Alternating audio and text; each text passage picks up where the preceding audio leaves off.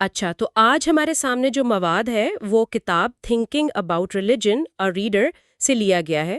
یہ دراصل ایک کتاب نہیں ہے بلکہ مختلف تاریخی اور فلسفیانہ تحریروں کا ایک مجموعہ ہے۔ بالکل، اور اس میں کچھ بہت بڑے نام شامل ہیں۔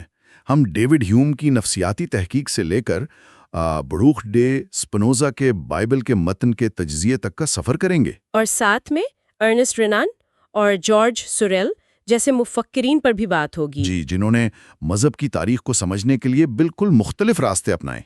اور دیکھیں، اس پوری گفتگو کا مقصد یہ فیصلہ کرنا نہیں ہے کہ کون صحیح تھا یا کون غلط، بلکہ ہمارا مشن یہ سمجھنا ہے کہ ان مفکرین نے یقین یعنی بلیف کے تصور کو ہی ایک سائنسی اور تاریخی مطالعے کا موضوع کیسے بنایا۔ صحیح۔ تو چلیں اس فکری سفر کی گہرائی میں اترتے ہیں۔ شروعات کرتے ہیں پہلے باب سے، ہیوم، رینان ان سپنوزا، ہسٹوریکل کرٹیکس آف ریلیجن۔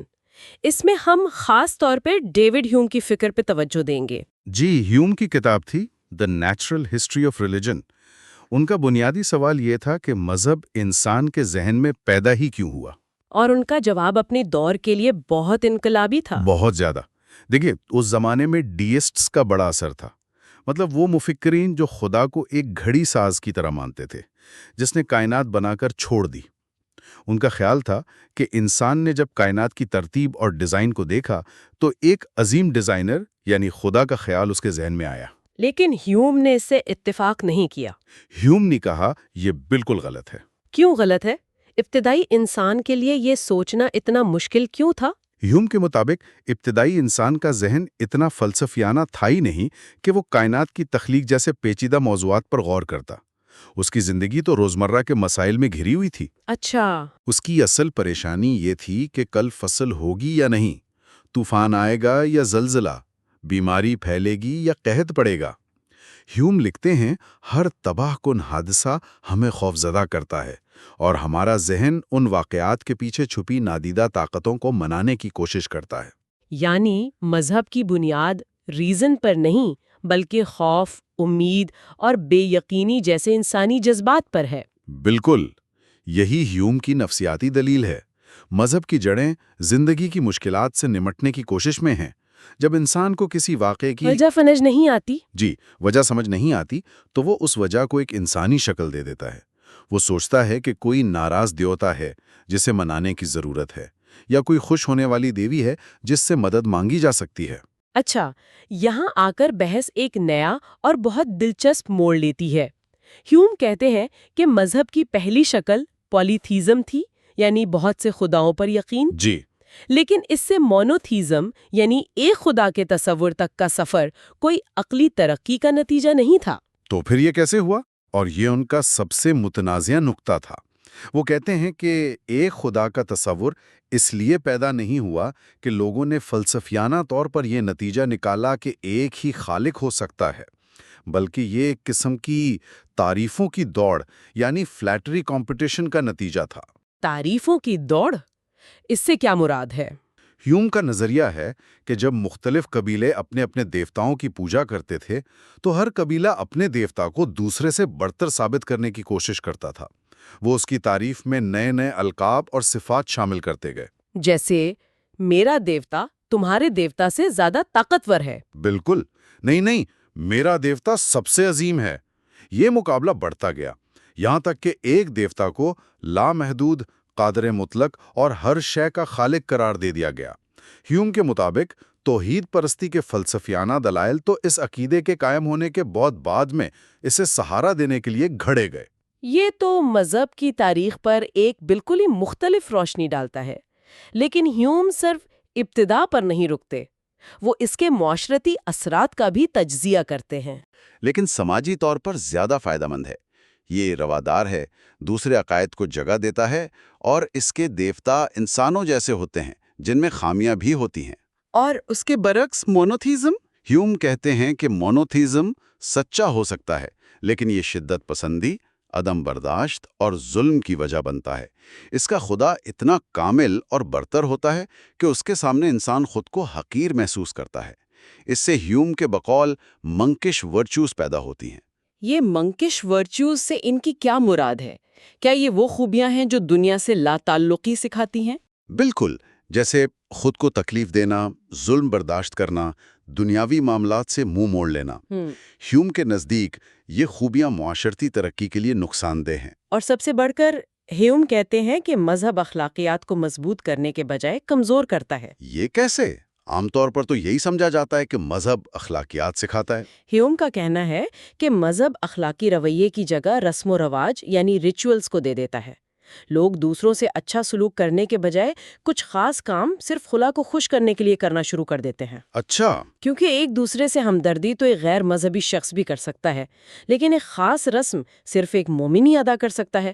اس طرح اخلاقیات کا مرکز انسان سے ہٹ کر خدا پر چلا جاتا ہے۔ تو ہیوم نے مذہب کی نفسیاتی اور معاشرتی جڑوں پر بات کی، لیکن اگر کوئی مذہب کی بنیاد یعنی اس کی مقدس کتابوں کا ہی براہ راست تجزیہ کرنا چاہے تو؟ یہیں سے ہمارے اگلے باب The Critique of Religion also begins with the critique of the Bible کی بات شروع ہوتی ہے، جس میں ارنسٹ رینان کا ذکر ہے۔ ارنسٹ رینان ایک فرانسیسی مورخ تھے اور ان کی کتاب لائف آف جیزس نے پورے یورپ میں تہلکہ مچا دیا تھا۔ جی، ان کا طریقہ کار ہیوم سے بالکل مختلف تھا۔ انہوں نے فلسفے یا نفسیات کے بجائے خالصتاً تاریخ کے اصولوں کو استعمال کیا۔ اور ان کا پہلا اصول کیا تھا؟ ان کا پہلا اور سب سے بنیادی اصول تھا مافوق الفطرت، یعنی سپر نیچرل واقعات نہیں ہوتے، یعنی معجزوں کا مکمل انکار۔ لیکن اس کی دلیل کیا تھی؟ دلیل بہت سادہ اور عملی تھی۔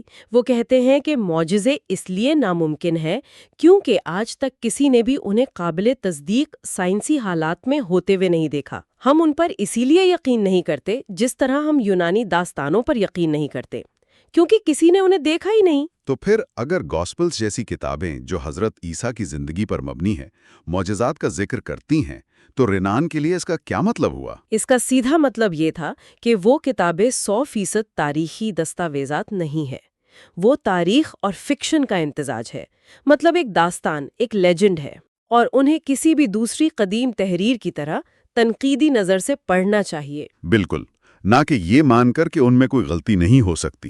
اسی بنیاد پر وہ ایک مورخ، ہسٹورین اور ایک عالم دین تھیولوجن میں فرق کرتے ہیں۔ وہ فرق کیا ہے؟ ان کے نزدیک مورخ کا کام غیر جانبداری سے سچ کی تلاش ہے، جبکہ عالم دین کا کام پہلے سے طے شدہ عقیدہ یعنی ڈوگما کا دفاع کرنا ہے۔ اگر متن میں تضادات نظر آئیں تو وہ ان کو حل کرنے کے لیے پیچیدہ تشریحات کا سہارا لیتا ہے۔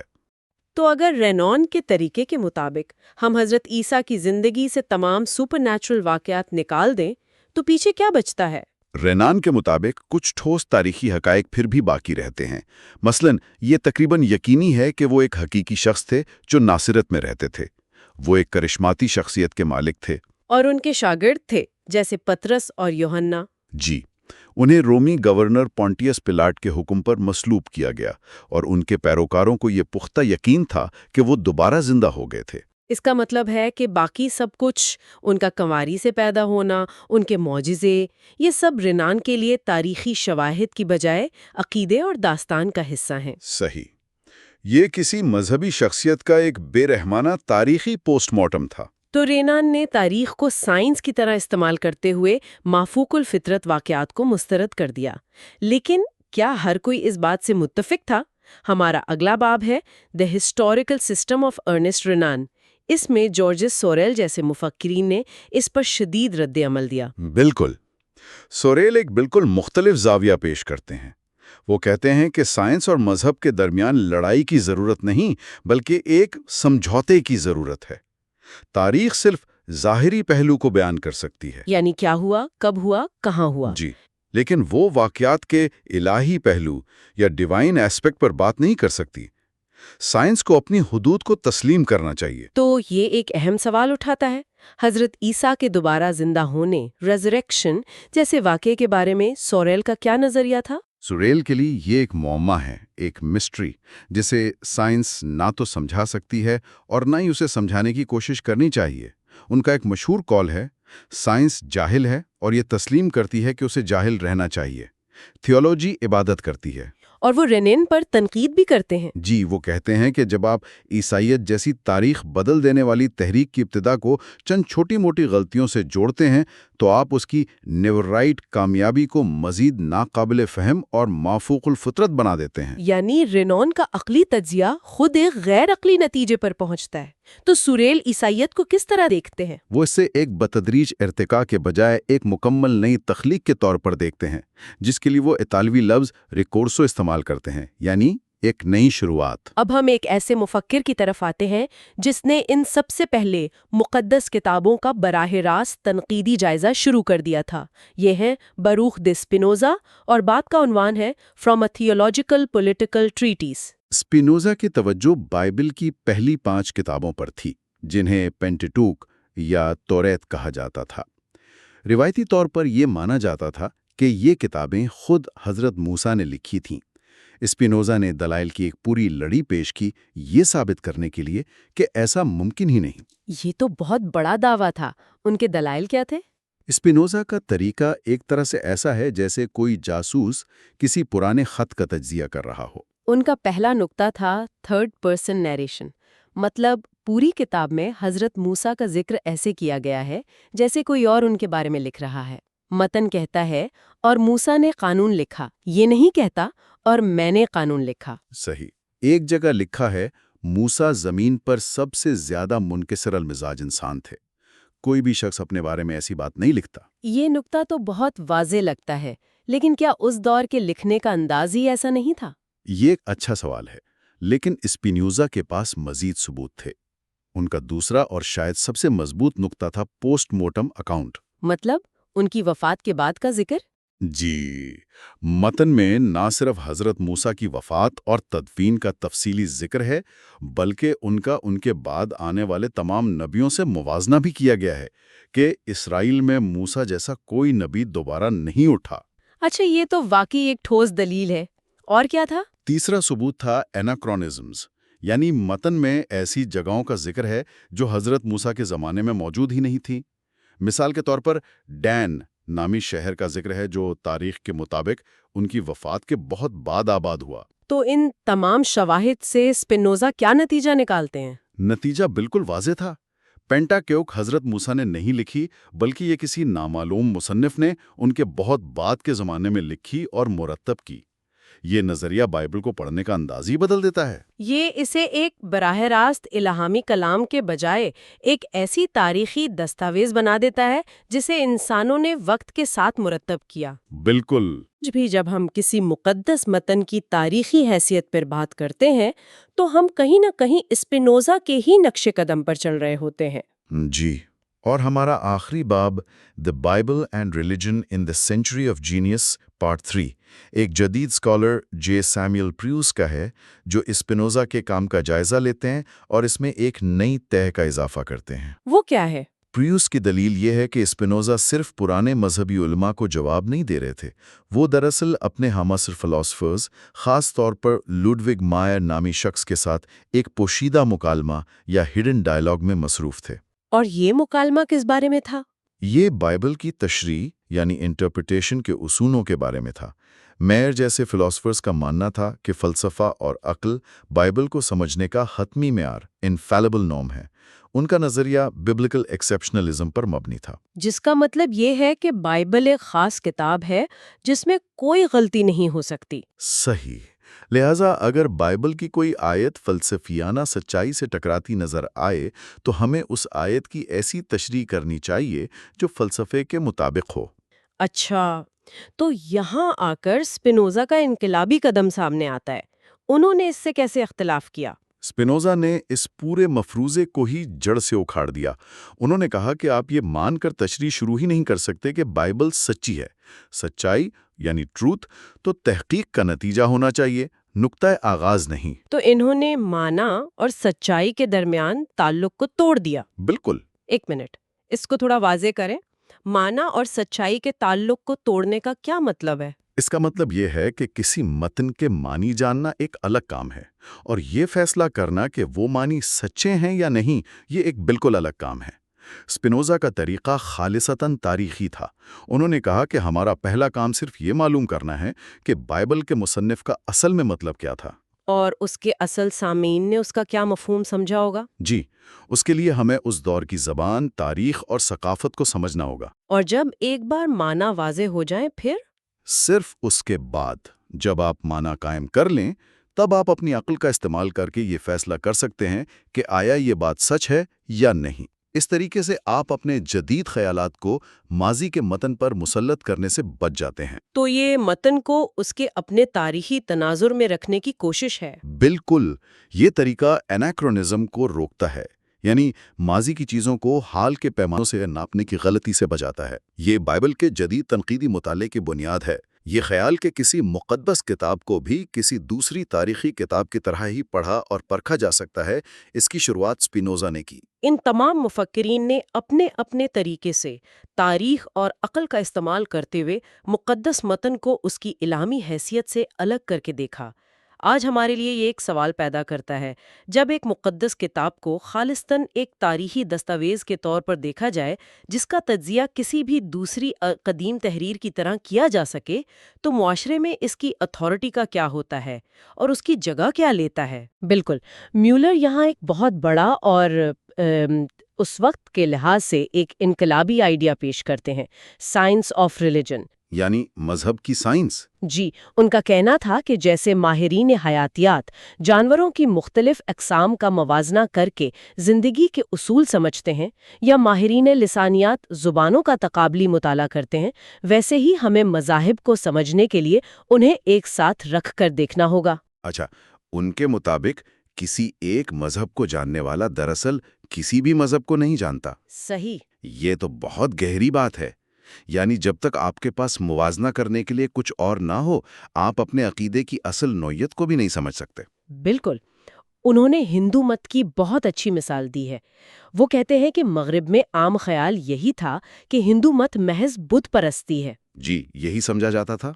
لیکن میولر نے بنارس کے ایک ہندو عالم سے اپنی گفتگو کا حوالہ دیا، جس نے وضاحت کی کہ جب وہ کسی مورتی کے سامنے جھکتا ہے تو وہ مٹی یا پتھر کی پوجا نہیں کر رہا ہوتا۔ اچھا، تو پھر وہ کیا کر رہا ہوتا ہے؟ اصل میں وہ اس مورتی میں خدا کی لامحدود صفات جیسے انصاف، رحمت یا طاقت کا تصور کرتا ہے۔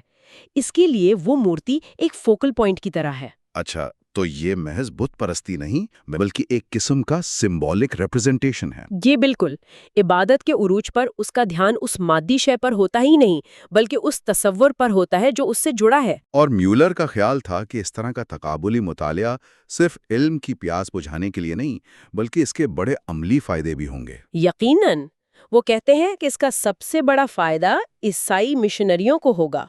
وہ دوسرے مذاہب کو محض جھوٹ کا پلندہ سمجھ کر رد نہیں کریں گے بلکہ ان میں مشترکہ بنیادیں، ایک کامن گراؤنڈ تلاش کریں گے۔ یعنی ہمدردی پیدا ہوگی۔ جی، میولر کا یہ بھی ماننا تھا کہ ہر مذہب اپنی ابتدا میں سچائی اور انسانیت کی بھلائی کا ایک خالص جذبہ رکھتا ہے، لیکن وقت کے ساتھ ساتھ اس پر دنیاوی مفادات اور رسومات کی گرد جم جاتی ہے۔ اور یہ تقابلی مطالعہ ہر مذہب کو اپنی اصل کی طرف لوٹنے میں مدد دے سکتا ہے، یہاں تک کہ عیسائیت کو بھی۔ بالکل۔ تو میولر کا اصل نقطہ یہ ہے کہ مذاہب کو تعصب کی انک سے نہیں بلکہ ایک سائنسدان کی ہمدردانہ کیوریوسٹی سے دیکھنا چاہیے۔ لیکن اگر مذاہب کا مطالعہ کرنا ہے تو ان کی جڑوں تک جانا پڑے گا، یعنی دیومالائی کہانیوں تک۔ اور یہی وہ نقطہ ہے جو ہمیں ان کے اگلے مضمون آن دا فلسفی آف میتھولوجی کی طرف لے جاتا ہے۔ میولر کا سوال یہ تھا کہ یہ دیومالائی کہانیاں، یہ میتھس آخر آتی کہاں سے ہیں؟ اور ان کا جواب تھا زبان سے۔ جی، وہ سورج کی مثال دیتے ہیں۔ تصور کریں قدیم انسان کا جو ہر روز صبح سورج کو طلوع ہوتے اور شام کو غروب ہوتے دیکھتا ہے۔ یہ اس کے لیے شاید پہلا معجزہ تھا، پہلی حیرت، اور شاید مذہب کا پہلا بیج بھی۔ اور جب اس نے اس حیرت انگیز چیز کو نام دینا چاہا تو یہیں سے کہانی شروع ہوئی۔ بالکل، میولر بتاتے ہیں کہ زبان کسی چیز کو اس کی کسی خاصیت کی وجہ سے نام دیتی ہے۔ جیسے سنسکرت میں ایک روٹ ہے سور، جس کا مطلب ہے چمکنا یا گرم کرنا۔ اچھا۔ اسی سے سنسکرت میں سوریا، لاطینی میں سول اور پرانی جرمن میں سننا جیسے الفاظ بنے۔ اب یہاں زبان ایک دلچسپ کھیل کھیلتی ہے۔ وہ کیا؟ سنسکرت میں سوریا ایک مذکر اسم ہے، ایک میسکولین ناؤن۔ تو محض زبان کے ایک اصول کی وجہ سے سورج، جو کہ ایک بے جان شے ہے، ایک مردانہ وجود بن گیا، ایک دیوتا۔ ایک دیوتا۔ اچھا، تو یہ کہنا کہ سورج آ رہا ہے، وقت کے ساتھ ساتھ یہ بن گیا کہ دیوتا سوریہ آ رہے ہیں اور پھر اس دیوتا کے گرد کہانیاں بننے لگیں، یہ تو کمال کی انسائٹ ہے۔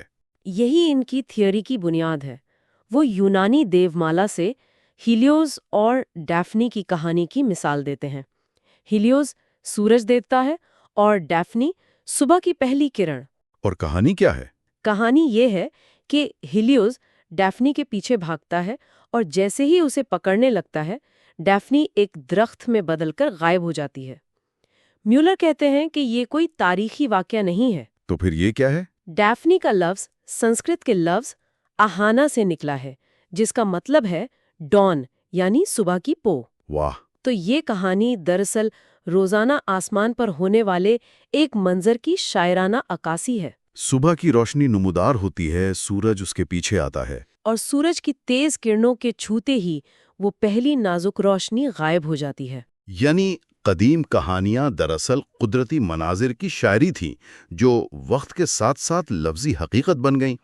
تو میولر کے نزدیک دیومالا کوئی جان بوجھ کر بولا گیا جھوٹ نہیں، بلکہ زبان کی ایک شاعرانہ غلط فہمی تھی۔ صحیح۔ لیکن کیا مذہب کی ابتدا کو سمجھنے کا یہی واحد طریقہ ہے؟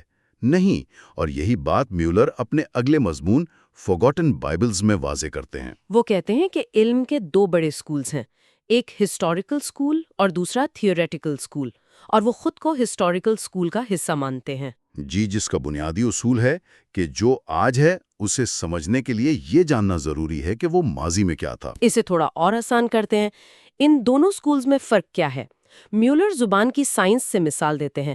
ہسٹوریکل سکول والے ایک زبان جیسے انگریزی کو سمجھنے کے لیے اس کی تاریخ میں پیچھے جاتے ہیں، سیکسن، پھر گوتھک اور پھر اس کی ماں یعنی پروٹو آرین زبان تک، مطلب وہ موجودہ ثبوتوں پر کام کرتے ہیں۔ بالکل اس کے برعکس تھیوریٹیکل سکول والے یہ سوال پوچھتے ہیں کہ زبان شروع ہی کیسے ہوئی، اور اس کا جواب وہ یہ قیاس کر کے دیتے ہیں کہ شاید انسان نے جانوروں کی آوازوں جیسے باؤ واؤ یا با کی نقل سے بولنا شروع کیا۔ یہ صرف ایک تھیوری ہے، اس کا کوئی ٹھوس ثبوت نہیں۔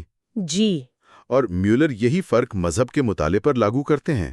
تھیوریٹیکل سکول کہتا ہے کہ تمام انسان شروع میں وحشی یعنی سیویجز تھے، اس لیے مذہب کا آغاز لازماً فیٹیشزم سے ہوا ہوگا، یعنی پتھروں، درختوں اور ہڈیوں جیسی بے جان چیزوں کی پوجا سے۔ صحیح۔ جبکہ میولر کا ہسٹوریکل سکول کہتا ہے کہ قیاس آرائیاں کرنے کے بجائے ہمیں موجود ثبوتوں کو دیکھنا چاہیے، اور وہ ثبوت ہے مذاہب کی قدیم مقدس کتابیں جیسے وید، اویستا یا بائبل۔ بالکل، ان کتابوں کا مطالعہ کر کے وہ اس نتیجے پر پہنچتے ہیں کہ قدیم انسان میں شروع سے ہی نامعلوم یا لامحدود دی انفینٹ کا ایک تصور موجود تھا۔ اچھا، یہ احساس کہ ہماری محدود دنیا سے پرے بھی کچھ ہے، اور یہی احساس آہستہ آہستہ خدا کے تصور میں ڈھل گیا۔ جی، جو میولر کے مطابق مذہب کی ابتدا پوجا پاٹ سے نہیں بلکہ گہرے فلسفیانہ احساس سے ہوئی ہے۔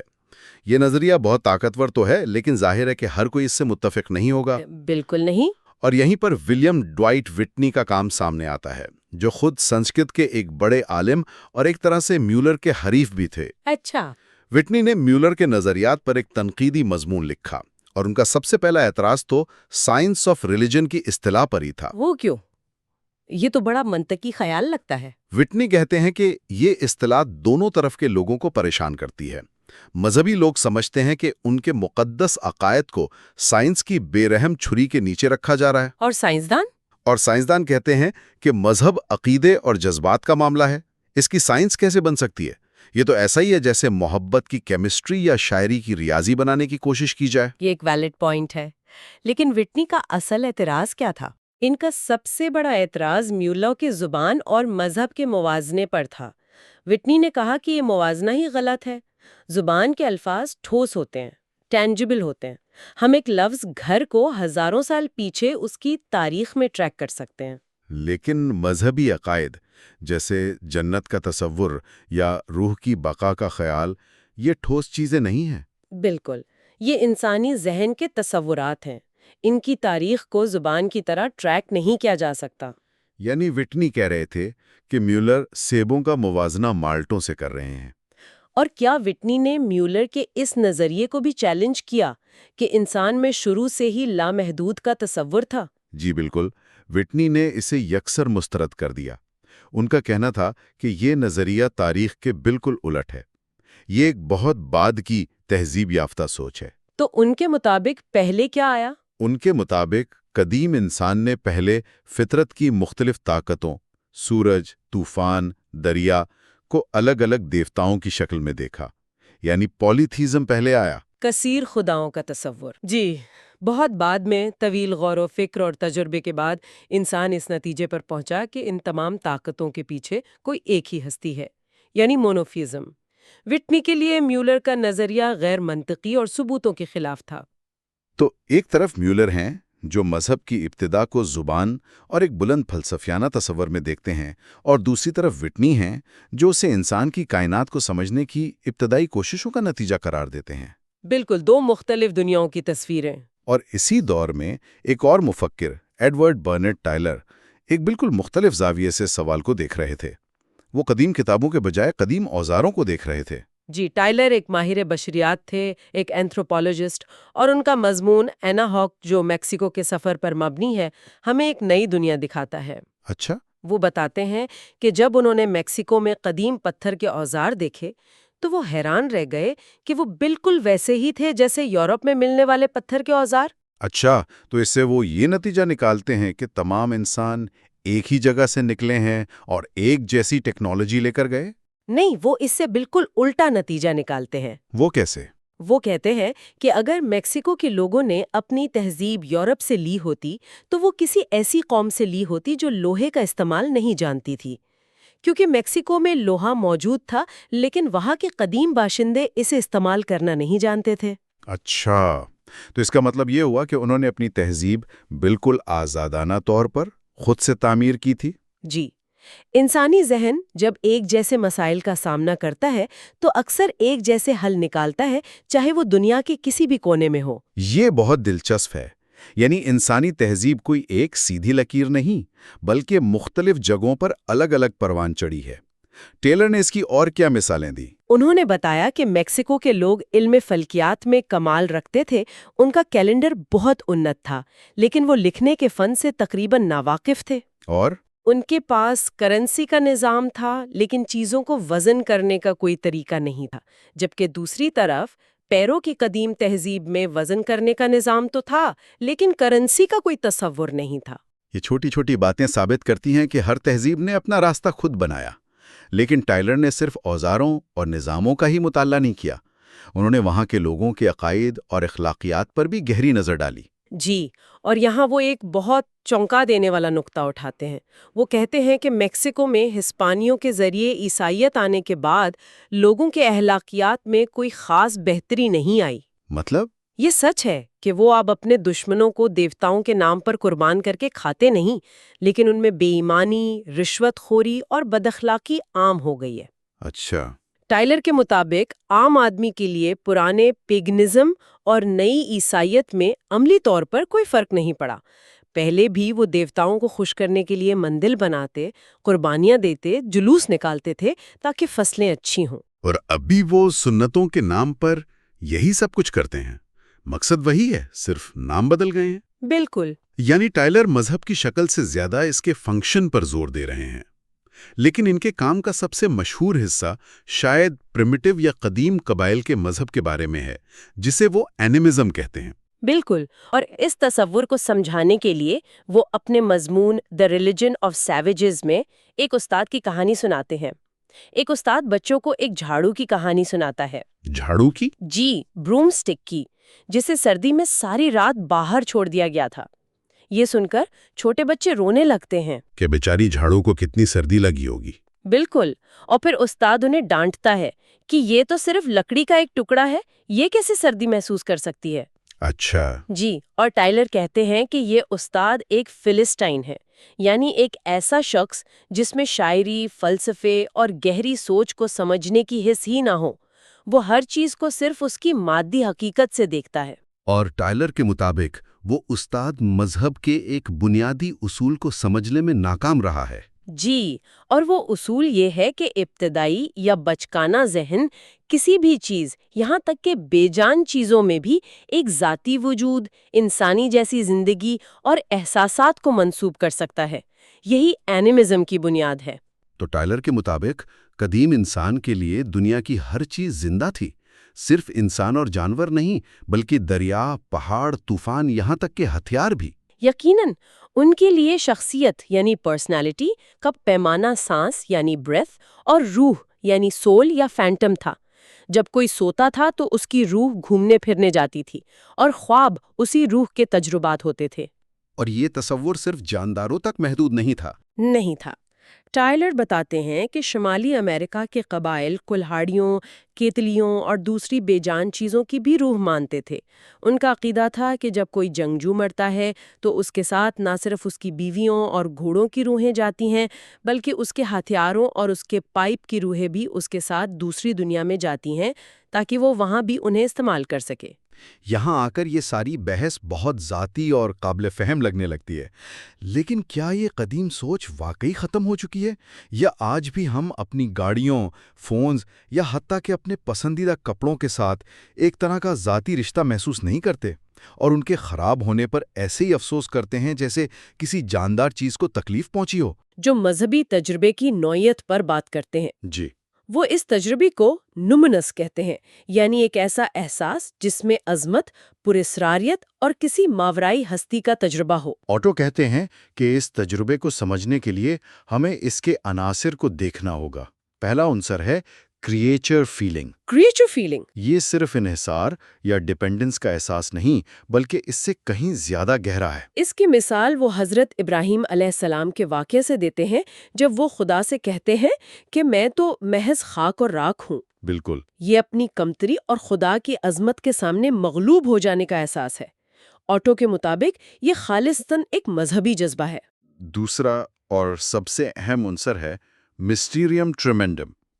مسٹیریم یعنی ایک ایسا راز جسے بیان نہیں کیا جا سکتا، اور ٹریمنڈم یعنی وہ جو آپ پر ہیبت طاری کر دے۔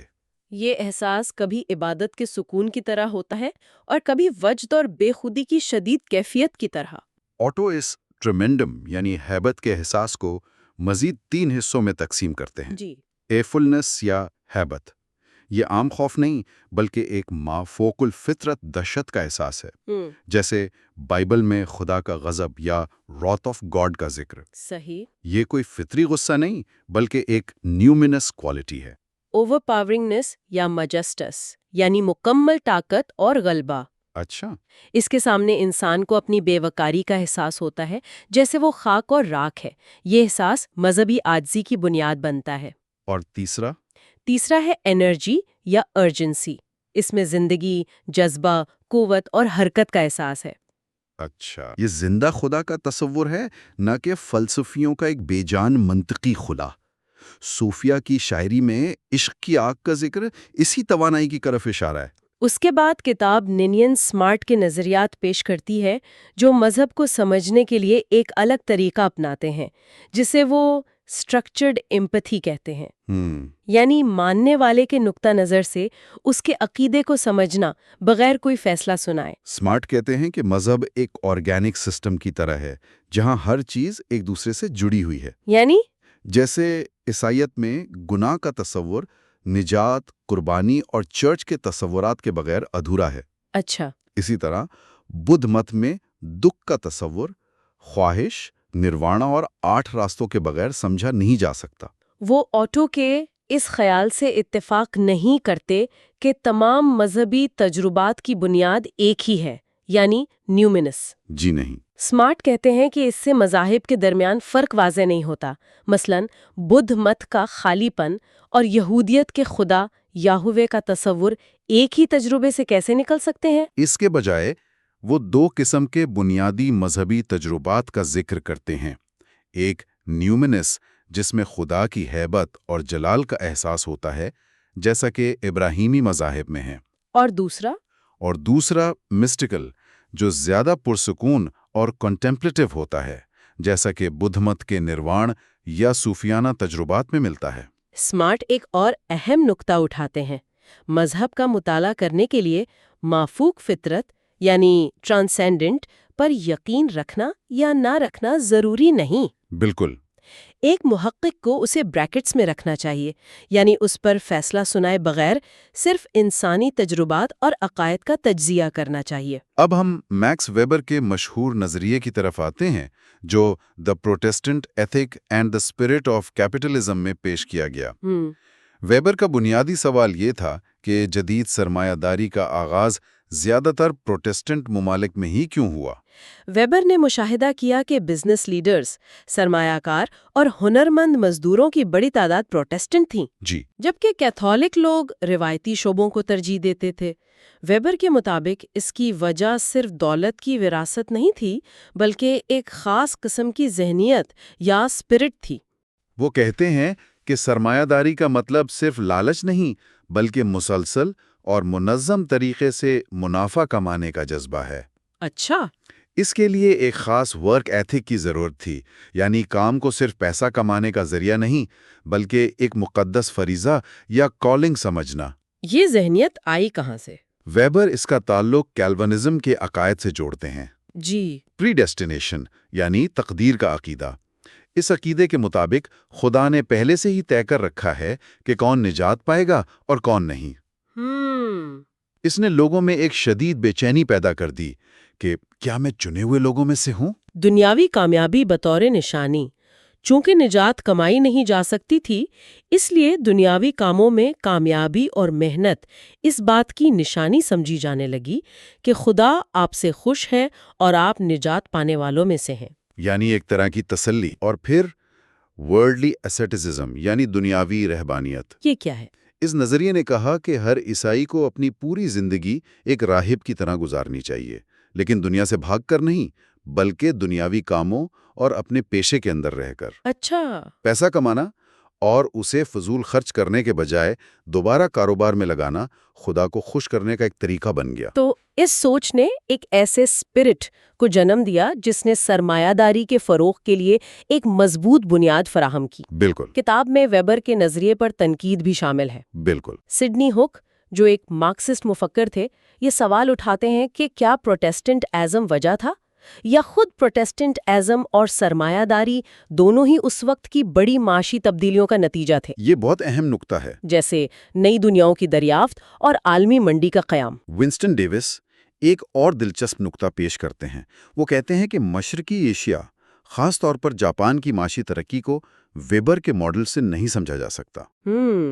ڈیوس کے مطابق مذہب ترقی میں دو طرح سے مدد کر سکتا ہے۔ ایک ہے پازیٹیو انیبلمنٹ، جب مذہب براہ راست محنت اور کامیابی کی ترغیب دے، جیسا ویبر نے کہا۔ اور دوسرا نیگیٹو انیبلمنٹ، جب مذہب ترقی کی راہ میں رکاوٹ نہ بنے یا سماجی ناانصافیوں پر خاموش رہے۔ اچھا۔ ڈیوس مثال دیتے ہیں کہ انگلینڈ میں صنعتی انقلاب کے دوران چرچ نے غریبوں کے استحصال پر کوئی آواز نہیں اٹھائی، جس سے سرمایہ داروں کو کھلی چھوٹ مل گئی۔ ڈیوس یہ بھی کہتے ہیں کہ روایتی معاشرے مارکیٹ کی اقدار کے خلاف بیریکیڈز یا رکاوٹیں کھڑی کرتے ہیں۔ جی۔ ترقی تب ہوتے ہے جب یہ مذہبی اور اخلاقی رکاوٹیں کمزور پڑ جاتی ہیں۔ کتاب کا اگلا حصہ سگمنڈ فرائیڈ کے نظریات پر ہے، جو مذہب کو ایک نفسیاتی زاویے سے دیکھتے ہیں۔ اچھا۔ فرائیڈ کے نزدیک مذہب ایک ایلوژن یعنی وہم ہے جو انسان کی قدیم ترین اور مضبوط ترین خواہشات کی تکمیل کرتا ہے۔ وہ کہتے ہیں کہ اس کی جڑیں بچپن کی بے بسی میں ہیں۔ جس طرح ایک بچہ خطرات سے بچنے کے لیے اپنے طاقتور باپ پر انحصار کرتا ہے، اسی طرح انسان اپنی زندگی بھر کی بے بسی کا مقابلہ کرنے کے لیے ایک عظیم باپ یعنی خدا کا تصور تخلیق کرتا ہے۔ فرائیڈ کے مطابق خدا کے 3 بنیادی کام ہیں۔ کون سے؟ پہلا، فطرت کے خوف سے نجات دلانا۔ ٹھیک۔ دوسرا، موت اور تقدیر کی سختیوں کو قابل برداشت بنانا۔ اور تیسرا، معاشرتی زندگی کی تکالیف اور محرومیوں کا ازالہ کرنا۔ فرائیڈ واضح کرتے ہیں کہ ایلیوژن کا مطلب غلطی نہیں ہے۔ نہیں، بالکل نہیں۔ یہ ایک ایسی یقین دہانی ہے جس کی بنیاد خواہشات پر ہوتی ہے۔ جی۔ جیسے ایک عام لڑکی کا یہ خواب دیکھنا کہ کوئی شہزادہ آ کر اس سے شادی کر لے گا، یہ ممکن ہے، لیکن اس کی بنیاد خواہش پر ہے۔ صحیح۔ اسی طرح مذہب ہماری تحفظ، انصاف اور ہمیشہ زندہ رہنے کی خواہش کی تسکین کرتا ہے۔ آخر میں کتاب فرائیڈ پر مختلف رد عمل پیش کرتی ہے۔ فلپ رائف کا تجزیہ بہت دلچسپ ہے۔ وہ کہتے ہیں کہ فرائیڈ مذہب کو ایک ایموشنل سیٹ کے طور پر دیکھتے ہیں، نہ کہ عقائد کے ایک نظام کے طور پر۔ ریف کے مطابق فرائیڈ مذہب کو بچگانہ اور زنانہ خصوصیات سے جوڑتے ہیں۔ بچگانہ اس لیے کہ یہ بچپن کے انحصار پر مبنی ہے، صحیح، اور زنانہ اس لیے کہ اس میں غیر مشروط اطاعت اور انحصار کا عنصر غالب ہے، جسے فرائیڈ نسوانی خصوصیات سمجھتے تھے۔ ریف یہ بھی بتاتے ہیں کہ فرائیڈ نے گناہ اور ضمیر جیسے مذہبی تصورات کی نئی نفسیاتی تعریف کی۔ اچھا، وہ کیسے؟ فرائیڈ کے نزدیک احساس گناہ کوئی اخلاقی غلطی کا نتیجہ نہیں، بلکہ دبائی گئی جبلتوں کا ایک نفسیاتی سمٹم ہے۔ اسی طرح ضمیر کوئی اندرونی اخلاقی رہنما نہیں، بلکہ معاشرتی دباؤ کا نتیجہ ہے۔ فرائیڈ کا سب سے بڑا دعویٰ یہ تھا کہ مذہب خود وہ بیماری ہے جس کا علاج کرنے کا وہ دعویٰ کرتا ہے۔ جی، یہ بہت بڑا دعویٰ تھا۔ وہ ان خوف اور پریشانیوں کو جنم دیتا ہے جنہیں پھر وہ دور کرنے کی کوشش کرتا ہے۔ ریف کے مطابق فرائیڈ کا ماننا تھا کہ انسانیت اب ایک نئے سائنسی دور میں داخل ہو رہی ہے، جہاں ان مسائل کو منطق اور عقل سے حل کیا جا سکتا ہے۔ تو آئیے شروع کرتے ہیں میلانوفسکی سے۔ وہ ایک اینتھروپولوجسٹ تھے اور ان کی اپروچ بہت ہی ریولوشنری تھی۔ ریولوشنری کیسے؟ اس طرح کہ ان سے پہلے زیادہ تر اینتھروپولوجسٹ عام چیئر اسکالرز تھے، مطلب وہ بس دوسروں کی لکھی ہوئی باتوں پر تجزیہ کرتے تھے۔ اچھا، میلانوفسکی نے کہا نہیں، اگر آپ کو کسی معاشرے کو سمجھنا ہے تو آپ کو ان کے ساتھ رہنا پڑے گا۔ ان کے فیلڈ ورک نے سب کچھ بدل دیا۔ اور وہ ٹروبرین جزیرہ میں جا کر رہ بھی، وہاں انہوں نے کیا دیکھا؟ وہاں انہوں نے ایک بہت بڑی غلط فہمی دور کی۔ عام خیال یہ تھا کہ پریمیٹیو لوگ ہر وقت جادو اور توہمات میں جیتے ہیں۔ ہاں، میرا بھی یہی خیال تھا کہ سائنس تو ایک جدید چیز ہے۔ یہی وہ پوائنٹ ہے جسے میلانوفسکی نے چیلنج کیا۔ انہوں نے کہا کہ نہیں، ان لوگوں کی زندگی دو حصوں میں بٹی ہوئی تھی، ایک پروفین یعنی عام دنیا اور دوسری سیکرڈ یعنی مقدس دنیا۔ اچھا، دو الگ الگ دنیایں۔ جی، اپنی عام دنیا میں وہ پوری طرح سائنسی رویہ اپناتے تھے۔ انہیں پتا تھا کہ اچھی فصل کے لیے کون سی مٹی چاہیے یا مضبوط کشتی کے لیے کون سی لکڑی استعمال کرنی ہے۔ وہ مشاہدے اور تجربے پر بھروسہ کرتے تھے۔ تو پھر جادو اور مذہب کہاں آتے تھے؟ وہ تب آتے تھے جب وہ غیر یقینی صورتحال کا سامنا کرتے تھے، جیسے کھلے سمندر میں طوفان کا خطرہ یا کوئی لا علاج بیماری۔ یعنی جب ان کا علم اور کنٹرول ختم ہو جاتا تھا، تب وہ مقدس دنیا میں داخل ہوتے تھے، جہاں جادو اور مذہب ان کی مدد کرتے تھے۔ تو سائنس وہاں ختم ہوتی تھی جہاں انسان کا کنٹرول ختم ہو جاتا تھا۔ بالکل، اور وہاں سے مذہب اور جادو شروع ہوتے تھے۔ اور میلانوفسکی کے نزدیک سب سے بڑی غیر یقینی صورتحال، زندگی کا سب سے بڑا بحران، وہ ہے موت۔ جی، یہی وہ مقام ہے جہاں مذہب اپنا سب سے اہم کردار ادا کرتا ہے۔ لیکن موت کے وقت تو انسان بس غمگین ہوتا ہے نا؟ اس میں اتنی پیچیدگی کیا ہے؟ میلانوفسکی کہتے ہیں کہ یہ اتنا سادہ نہیں ہے۔ موت کے وقت انسان کے جذبات بہت گہرے اور متضاد ہوتے ہیں۔ متضاد مطلب؟ ایک طرف تو میت سے شدید محبت ہوتی ہے، اس کی یادیں ہوتی ہیں، اور دوسری طرف اس کی لاش سے ایک خوف، ایک نفرت کا احساس ہوتا ہے، کیونکہ وہ فنا کی علامت ہے۔ ایک منٹ، یہ بات تھوڑی عجیب ہے۔ یعنی ایک طرف محبت اور دوسری طرف خوف اور نفرت، یہ دونوں جذبات ایک ساتھ کیسے؟ یہی تو وہ گہرا نفسیاتی تضاد ہے، اور میلانوفسکی کہتے ہیں کہ دنیا بھر کی جو موت کی رسومات ہیں نا، وہ اسی تضاد کو حل کرنے کی کوشش کرتی ہیں۔ اچھا، اس کی کوئی مثال؟ آپ دیکھیں، لاش کو حنوط کرنا، ممیفیکیشن، وہ اسے محفوظ رکھنے کی خواہش ہے، محبت کا اظہار ہے، اور دوسری طرف لاش کو جلا دینا، کریمیشن، وہ اس خوفناک منظر سے جلد چھٹکارا پانے کی کوشش ہے۔ اور وہ ساسو کینیبلزم کی جو رسم ہے، وہ تو پھر اس تضاد کی انتہا لگتی ہے۔ وہ اس کی سب سے چرم مثال ہے۔ یہ عمل شدید کراہت کے ساتھ کیا جاتا ہے، لیکن اسے محبت اور وفاداری کا سب سے بڑا ثبوت بھی سمجھا جاتا ہے۔ یہ سوچ کر ہی عجیب لگتا ہے۔ بالکل، اور جب انسان اس شدید خوف، محبت اور فنا کے احساس میں ڈوب جاتا ہے تو مذہب آگے بڑھتا ہے۔ کیسے؟ مذہب کہتا ہے کہ ٹھیک ہے، جسم ختم ہو گیا لیکن روح باقی ہے، وہ اسپرچل کنٹینیوٹی کا، ایک روحانی تسلسل کا تصور دیتا ہے، موت کے بعد کی زندگی کا وعدہ کرتا ہے۔ یعنی روح کا تصور زندگی سے چمٹے رہنے کی خواہش سے پیدا ہوا؟ جی، میلینا ویسکی کے مطابق یہ کسی خواب یا وہم سے نہیں نکلا، بلکہ یہ زندگی سے چمٹے رہنے کی شدید ترین خواہش کا نتیجہ ہے۔ مذہب امید کا انتخاب ہے۔ تو میلینا ویسکی کا پورا نظریہ فرد کی نفسیات پر کھڑا ہے، خاص طور پر موت کے خوف کر۔ لیکن ان کے کام کا ایک اور پہلو بھی تھا جس نے فرائیڈ کے مشہور اوڈیپس کمپلیکس کو چیلنج کیا۔ ہاں، اور یہ بھی ان کے فیلڈ ورک کا ہی نتیجہ تھا۔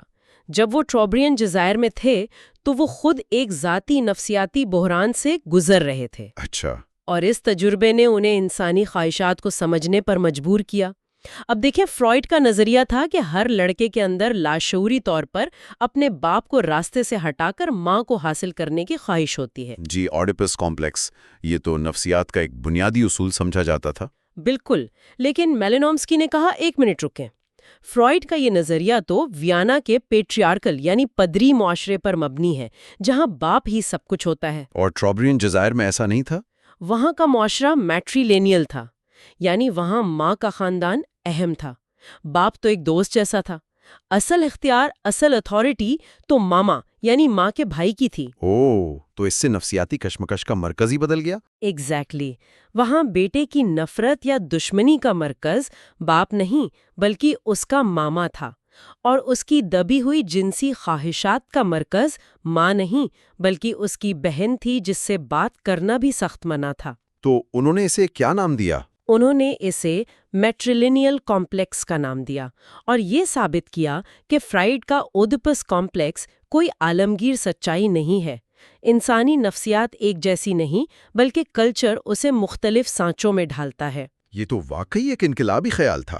بہت زیادہ۔ اچھا، تو میلینوسکی کا سارا زور فرد کی نفسیات اور اس کے ذاتی بحرانوں پر ہے، لیکن کیا ہو اگر مذہب کا تعلق فرد سے کم اور پورے گروہ سے زیادہ ہو؟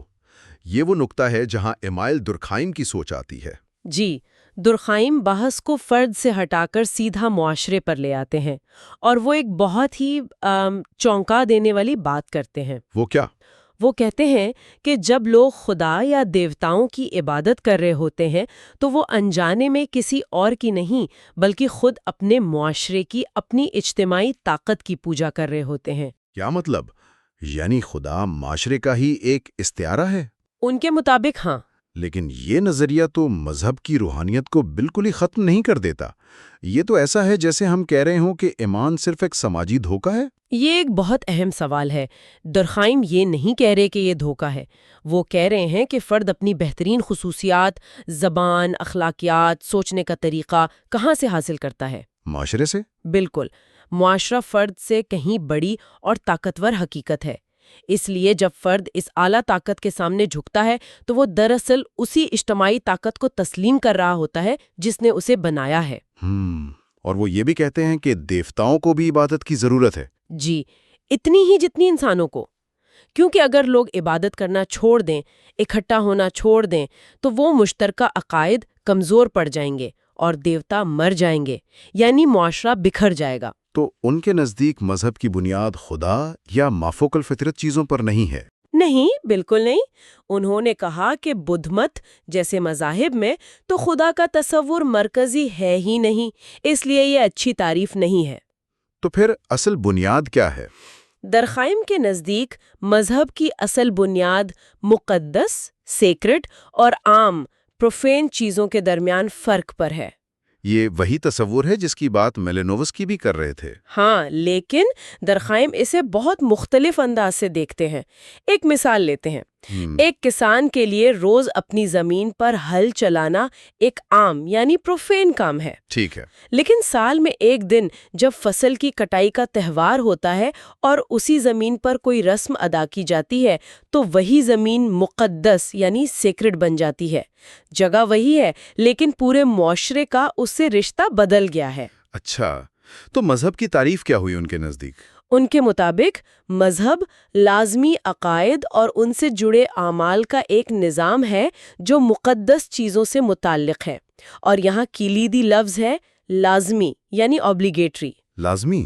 جی، یہ عقائد آپ پر لازم ہیں، آپ کی مرضی پر نہیں ہیں، اور فرد پر کوئی چیز لازم کرنے کی اخلاقی طاقت صرف معاشرے کے پاس ہوتی ہے، فرد کے پاس نہیں۔ ٹھیک ہے، تو اب تک ہمارے پاس دو بڑے نظریے ہیں۔ میلینوسکی کہتے ہیں کہ مذہب فرد کے نفسیاتی بحران کا حل ہے، جی ڈرخائم کہتے ہیں کہ نہیں، مذہب معاشرے کو جوڑے رکھنے والا سماجی گوند ہے۔ جی اب ہم نے یہ تو دیکھ لیا کہ لوگ کیوں یقین کرتے ہیں، لیکن وہ کیا یقین کرتے ہیں، ان عقائد کی شکل کیا ہوتی ہے؟ یہ ہمیں میرچا ایلیاڈ کے کام کی طرف لے جاتا ہے، جو اساطیر یعنی متھس کے ماہر تھے۔ بالکل، ایلیاڈ نے کہا کہ ہم متھس کو بچوں کی کہانیاں سمجھ کر بہت بڑی غلطی کرتے ہیں۔ قدیم انسان کے لیے متھ ایک مقدس تاریخ تھی، ایک سیکرڈ ہسٹری۔ مقدس تاریخ عام تاریخ سے مختلف؟ بہت مختلف۔ یہ وہ سچی کہانی ہے جو بتاتی ہے کہ دنیا، انسان، جانور اور رسم و رواج وجود میں کیسے آئے۔ یہ حقیقت کی بنیاد کی کہانی ہے۔ اور ان تمام کہانیوں میں سب سے اہم کون سی ہوتی ہے؟ سب سے اہم ہے کازموگونک متھ، یعنی کائنات کی تخلیق کی کہانی۔ یہ کہانی ایک ماڈل، ایک بلو پرنٹ کا کام کرتی ہے۔ باقی تمام چیزوں کی تخلیق اسی پہلی اور عظیم ترین تخلیق کی نقل ہوتی ہے۔ اسی کوئی مثال؟ انہوں نے بورنیو کے انگاجو ڈایک قبیلے کی مثال دی ہے۔ ان کی تخلیق کی کہانی کے مطابق کائنات دو عظیم طاقتوں، ایک آسمانی پرندہ اور ایک پانی کا سانپ کے ٹکراؤ اور ملاپ سے وجود میں آئی۔ واہ! اور ان کی زندگی کا ہر اہم موقع، پیدائش، شادی، موت، اسی کائناتی ڈرامے کی تکرار ہے۔ کمال ہے، یعنی ان کے لیے اپنا گاؤں ہی پوری کائنات کا نقشہ تھا؟ جی، اور صرف گاؤں ہی نہیں، ان کا گھر بھی کائنات کی ایک چھوٹی سی علامت، اماگو منڈی ہے، اور اسے ہمیشہ دنیا کے مرکز میں سمجھا جاتا ہے۔ لیکن یہ بات ایک جدید سائنسی ذہن کو کیسے ہضم ہو؟ ظاہر ہے کہ ان کا گاؤں دنیا کا مرکز تو نہیں ہے۔ یہیں تو ڈی مسٹیفیکیشن کا تصور آتا ہے نا؟ جی، یعنی کسی عقیدے کو غلط ثابت کرنا۔ ایلیاڈ اس کے سخت خلاف تھے۔ کیوں؟ کیونکہ ان کا کہنا تھا کہ ڈی مسٹیفیکیشن ہمیں سمجھنے سے روکتی ہے۔ جب ہم کہتے ہیں کہ نہیں، یہ گاؤں دنیا کا مرکز نہیں ہے، تو ہم اس شخص کے وجودی حقیقت کو سمجھنے کا دروازہ ہی بند کر دیتے ہیں۔ تو ہمیں کیا کرنا چاہیے؟ ایلیاڈ کہتے ہیں کہ اس کو رد کرنے کے بجائے ہمیں اس سے سنجیدگی سے لینا چاہیے۔ اس شخص کے لیے جس کا یہ عقیدہ ہے، اس کا گھر واقعی کائنات کا مرکز ہے۔ یہ وہ مقدس جگہ ہے جہاں آسمان اور زمین ملتے ہیں۔ اگر آپ اس عقیدے کو نہیں سمجھیں گے تو آپ اس کے اعمال اور اقدار کو کبھی نہیں سمجھ سکتے۔ تو ان کے نزدیک ان اجنبی مذہبی دنیاؤں کا مطالعہ صرف ایک علمی مشق نہیں ہے؟ ہرگز نہیں، وہ اسے کریٹو ہرمنوٹکس کہتے تھے۔ ان کا ماننا تھا کہ جب ہم پوری ایمانداری سے کسی دوسری ثقافت کے مقدس تصورات کو سمجھنے کی کوشش کرتے ہیں تو یہ تجربہ ہمیں خود کو بھی بدل دیتا ہے۔ یعنی یہ صرف معلومات اکٹھا کرنا نہیں ہے؟ نہیں، یہ اپنے وجود کے دائرے کو وسیع کرنا ہے۔ یہ سمجھنا ہے کہ انسان ہونے اور حقیقت کا تجربہ کرنے کے کتنے مختلف طریقے ممکن ہیں۔ یہ ایک طرح کا روحانی سفر ہے۔ تو ہم نے 3 بالکل مختلف زاویے دیکھیں۔ میلینوسکی کے لیے مذہب موت کے خوف پر قابو پانے کا ایک نفسیاتی ہتھیار ہے۔ درخائم کے لیے یہ معاشرے کی اجتماعی روح کی عبادت ہے۔ اور ایلیاڈ کے لیے یہ مقدس کہانیوں کے ذریعے کائنات میں اپنے مقام کو سمجھنے کا ایک طریقہ ہے۔ ہر نظریہ اپنی جگہ بہت طاقتور ہے۔ جی، اور یہ تینوں مل کر ہمیں مذہب کی پیچیدگی کی ایک جھلک دکھاتے ہیں۔ یہ کوئی ایک چیز نہیں ہے، بلکہ انسانی تجربے کے بہت سے پہلوؤں کا مجموعہ ہے، نفسیاتی، سماجی اور وجودی۔